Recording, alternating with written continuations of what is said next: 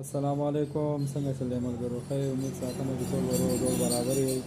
ملګرو ما یاره تاسو ته به نن زه د دې سمرسیبل موټر په باره کې لږ معلومات درکړم. دا کومه کویانو ده چې کومې موټرې کوزیږي دا هغه موټرې دي. دا دې کې موږ سره دا چې کومه دی دا اوس جی ډي موټر دی 1.1 ټیک شو چاینا.